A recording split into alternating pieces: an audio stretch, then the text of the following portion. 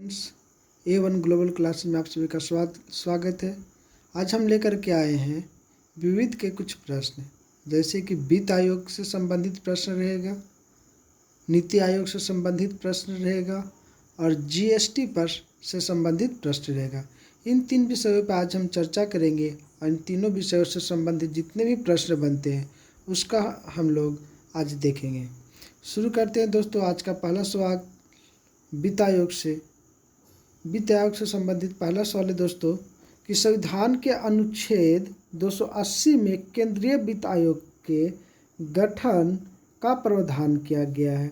तो वित्त आयोग का प्रावधान जो है दोस्तों संविधान के अनुच्छेद 280 में है और ये केंद्रीय वित्त आयोग के गठन का प्रावधान है। दूसरा सवाल है दोस्तों कि वित्त आयोग का गठन भारत का राष्ट्रपति 5 वर्षों के लिए करता है एवं आवश्यकता अनुसार 5 साल से पहले भी कर सकता है।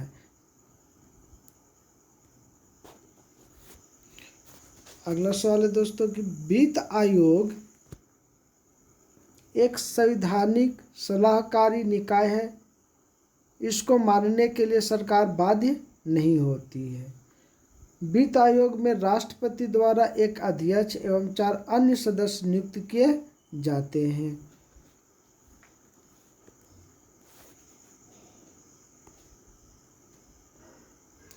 वित्त आयोग के अध्यक्ष वही व्यक्ति होगा जिसे सार्वजनिक मामलों में पर्याप्त अनुभव हो। सदस्यों के लिए कहा गया है कि ऐसे व्यक्ति को सदस्य बनाया जाए जो उच्च न्यायालय में न्यायाधीश बनने की योग्यता रखता हो या वित्तीय मामले में अच्छा विशेषज्ञ हो। अगला सवाल है दोस्तों कि वित्त आयोग के अध्यक्ष और सदस्यों की योग्यता क्या होगी, इसको निर्धारित करने का अधिकार संसद को प्राप्त है। अगला सवाल है दोस्तों कि वित्त आयोग का मुख्य कार्य केंद्र सरकार और राज्य सरकार के बीच करों के वितरण की हिस्सेदारी तय करना है। वित्त आयोग केंद्र सरकार और राज्य के बीच वितरण का लेखा जोखा भी रखता है, जो प्रति वर्ष राष्ट्रपति को सौंपता है और राष्ट्रपति दोनों सदनों के सामने प्रस्तुत करता है।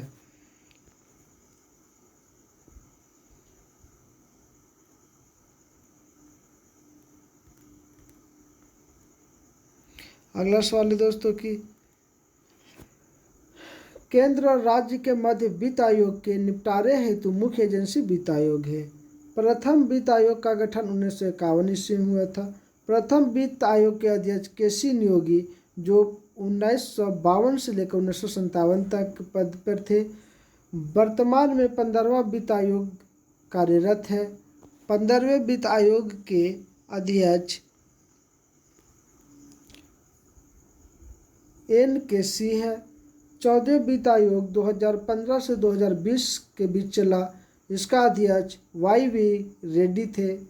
22 नवंबर 2017 को 15वें वित्त आयोग के गठन की मंजूरी मिलने के बाद NKC को इसको अध्यक्ष नियुक्त किया गया है। आर्थिक मामलों के पूर्व सचिव शशिकांत दास, पूर्व मुख्य आर्थिक सलाहकार अशोक लाहिड़ी, नीति आयोग के सदस्य रमेश चंद्र तथा जॉर्ज टाउन यूनिवर्सिटी के प्रोफेसर अनूप सिंह 15वें वित्त आयोग के सदस्य बनाए गए हैं। 15वें वित्त आयोग के सिफारिश 1 अप्रैल 2020 से शुरू होकर अगले 5 साल अर्थात 2020 से 2025 तक की अवधि के लिए होगी।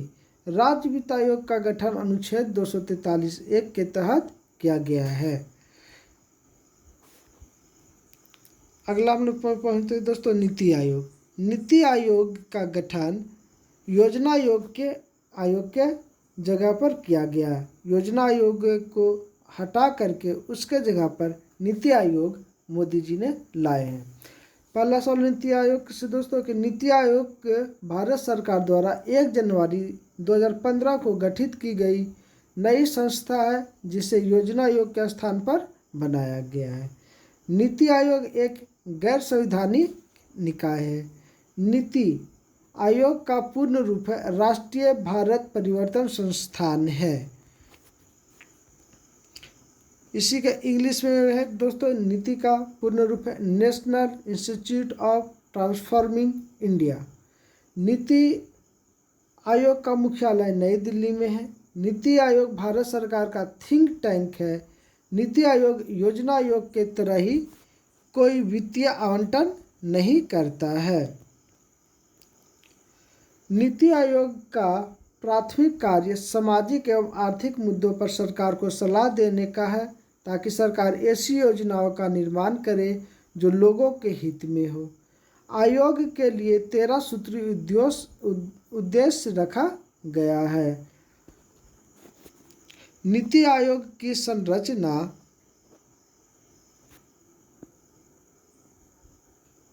में अध्यक्ष, उपाध्यक्ष, सीईओ, पूर्वकालिक सदस्य, पदेन सदस्य, शासी परिषद तथा विशेष आमंत्रित सदस्य शामिल हैं। पूर्णकालीन सदस्यों की संख्या 5 होती है, जिन्हें राज्य मंत्री के बराबर का दर्जा प्राप्त होता है। पदेन सदस्य की अधिकतम संख्या 4 होती है और जो प्रधानमंत्री द्वारा नामित होते हैं। शासी परिषद में भारत के सभी मुख्यमंत्री और केंद्र शासित प्रदेशों के राज्यपाल, प्रशासक शामिल होते हैं। विशेष आमंत्रित सदस्य में विभिन्न क्षेत्रों के विशेषज्ञ शामिल होते हैं, जिन्हें प्रधानमंत्री द्वारा नामित किया जाता है। नीति आयोग का अध्यक्ष प्रधानमंत्री होता है। नीति आयोग के वर्तमान अध्यक्ष नरेंद्र मोदी है। नीति आयोग के उपाध्यक्ष की नियुक्ति प्रधानमंत्री करता है। उपाध्यक्ष को कैबिनेट मंत्री के बराबर का दर्जा प्राप्त होता है। सीईओ भारत सरकार के सचिव स्तर का अधिकारी होता है, जिसे निश्चित कार्यकाल के लिए प्रधानमंत्री द्वारा नियुक्त किया जाता है। नीति आयोग के प्रथम अध्यक्ष नरेंद्र मोदी थे। नीति आयोग के प्रथम उपाध्यक्ष अरविंद पनगड़िया तथा प्रथम सीईओ सिंधु श्री खुल्लर थे। नीति आयोग के क्रियान्वयन का दायित्व केंद्र सरकार और राज्य सरकार पर होता है। योजनाओं को अंतिम स्वीकृति एवं अनुमोदन राष्ट्रीय विकास परिषद, नेशनल डेवलपमेंट काउंसिल करता है। आते हैं दोस्तों अगला जीएसटी पर। जीएसटी को goods and service tax full form होता है दोस्तों जीएसटी का। विश्व में जीएसटी सर्वप्रथम फ्रांस में 1954 में लागू हुआ था।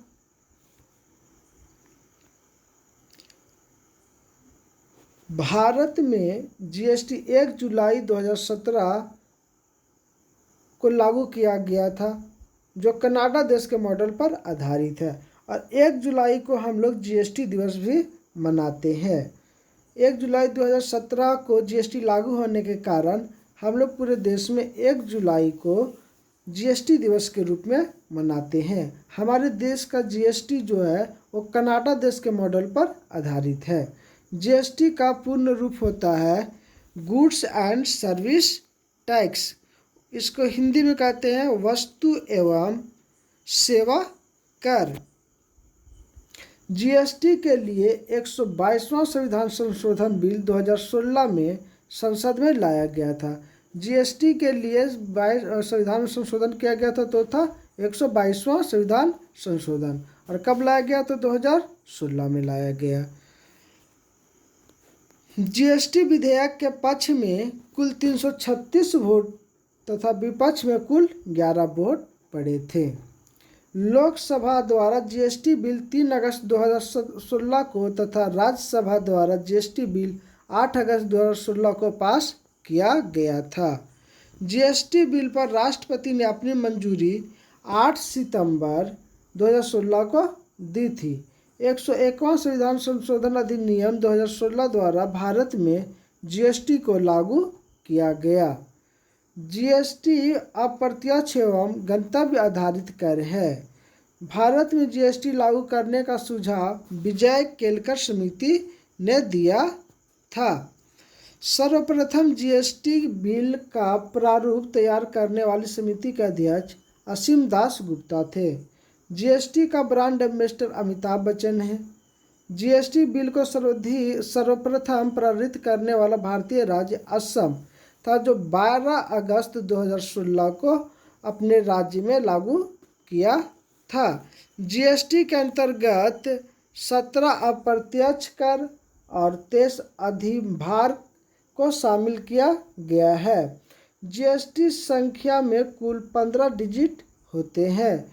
जीएसटी के अंतर्गत निर्धारित की गई दरें हैं। 4 प्रकार की दरें हैं, 5%, 12%, 18% और 28%। ये अलग अलग वस्तु पर अलग अलग कर लागू होता है। जीएसटी परिषद की स्थापना 12 सितंबर 2016 को की गई थी। जीएसटी परिषद का अध्यक्ष वित्त मंत्री होता है। संविधान के अनुच्छेद 279(a) के तहत जीएसटी परिषद का गठन किया गया था। जीएसटी परिषद में सम्मिलित सदस्यों की कुल संख्या 33 है। जीएसटी परिषद का मुख्यालय कहाँ स्थित है? तो दिल्ली में स्थित है। जीएसटी को 3 भागों में बांटा गया है, CGST, SGST और IGST। Central GST, state GST और इंटरनेशनल जीएसटी। SGST राज्य सरकार लगाती है, CGST केंद्र सरकार लगाती है, REGST integrated goods and service tax होता है। सॉरी माफ किया, यहाँ पे इंटरनेशनल बोल दिए थे, वहाँ पे integrated goods and service tax होता है। शराब, पेट्रोलियम वस्तुएं, शिक्षा और स्वास्थ्य सेवाओं को जीएसटी से बाहर रखा गया है। ये जीएसटी से 4 चीज़ों को बाहर रखा गया: शराब को, पेट्रोलियम वस्तु को, शिक्षा को और स्वास्थ्य को। ये 4 वस्तु पे जीएसटी अभी तक नहीं लागू है। इस पर क्या लागू होता? तो इस पर पुराने कर जो टैक्स जो था योजना आयोग के तहत जो लगता था वो सारे लग रहा है, वैट लग रहा है। ये सब सारे चीज़ चल रहा है राज्य सरकार के द्वारा। केंद्र सरकार और राज्य सरकार के दोनों जो भी कर होता है वो लगता है ये 4 वस्तुओं पर। अगला दोस्तों कि जीएसटी चोरी करने वालों पर 5 वर्ष के लिए कारावास का प्रावधान किया गया है। जीएसटी राज्य सरकार को जीएसटी से होने वाला नुकसान की भरपाई केंद्र द्वारा 5 वर्षों तक की जाएगी। भारत जीएसटी लागू करने वाला 161वां देश बना है। पूरे विश्व में 160 देश भारत से पहले जीएसटी लागू कर चुका था और भारत जो जीएसटी लागू करने वाला देश बना वो 161वां देश बना है। नमस्कार दोस्तों, मेरा वीडियो आप लोगों को कैसा लगा कमेंट करके बताएं और हमारे पेज को लाइक करें, सब्सक्राइब करें और शेयर करें। धन्यवाद।